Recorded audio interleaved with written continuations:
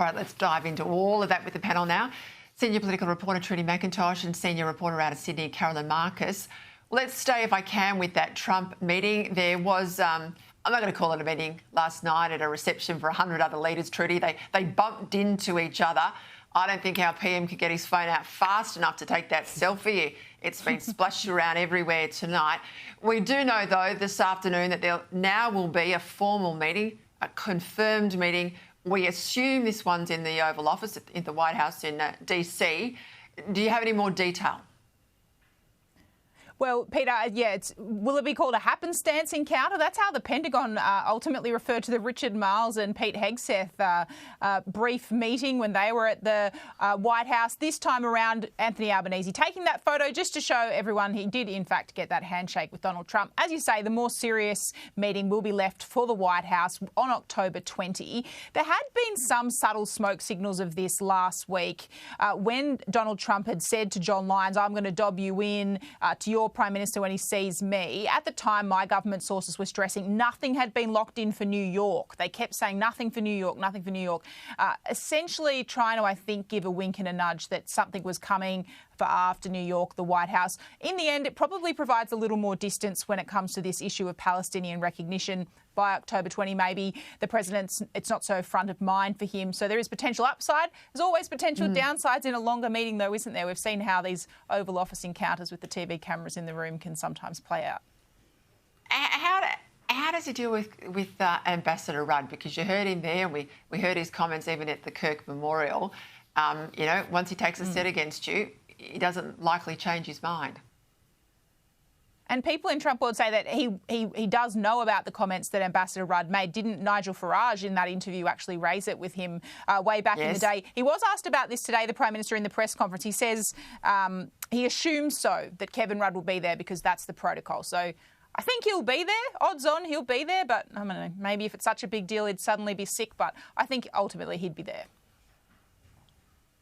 You could tell the pressure was getting to him today, the Prime Minister, because he got quite tetchy with Latika Burke, an Australian journalist who was there in the press pack. She asked him if he now had Donald Trump's phone number. And this is interesting because we'd earlier seen that Emmanuel Macron, the president of France, had got stuck in traffic, and he literally called the president's private mobile and said, get this traffic moving. So some leaders have it, some don't.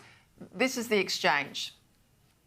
During the election campaign, you said on the second debate that Donald Trump didn't have a mobile.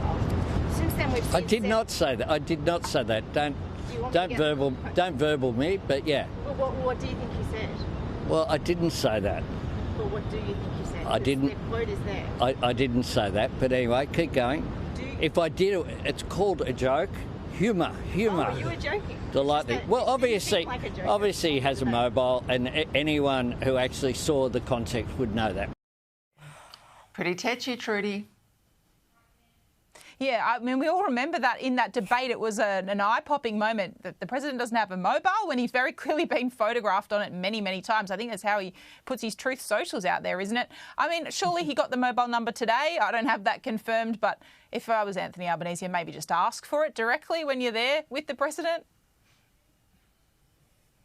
I reckon poor Donald Trump went looking for our Prime Minister because he thought otherwise he'll bail me up at the loo. Like, you know, I'm not going to get out of here without being sort of wrestled down by Anthony Albanese. So the picture's up there, the meeting's in the diary. Let's just see where it all lands. It's not the fact of getting a meeting, it's getting something out of the meeting. I want to see what it looks like on October 21 as opposed to talking underwater about this between now and then. I'll come back to this. I've got a panel of experts on net zero in a moment. But the border issue, Caroline, in that speech, if I think his comments on the green left politics of climate change were strong, I tell you what, his border comments were unbelievable. This, I think, touches a nerve right around the world. It was a big issue, obviously, in his election. But what did you make about of those comments? It was incredible, wasn't it? Only Donald Trump could give that blunt and scathing a speech at the United Nations. It was extraordinary to watch. And his warning in particular for European countries, which have been swarmed with migrants, in recent years, and we've seen where that has led to in many respects there, is that it is time to end what Trump called the failed experiment of open borders. He told them, your countries are going to hell. I mean, it doesn't get a lot stronger than that. And he also accused the United Nations itself for helping to fund this. I mean, he pointed out that the United Nations had budgeted hundreds of millions of dollars to help support migrants' journeys into the US.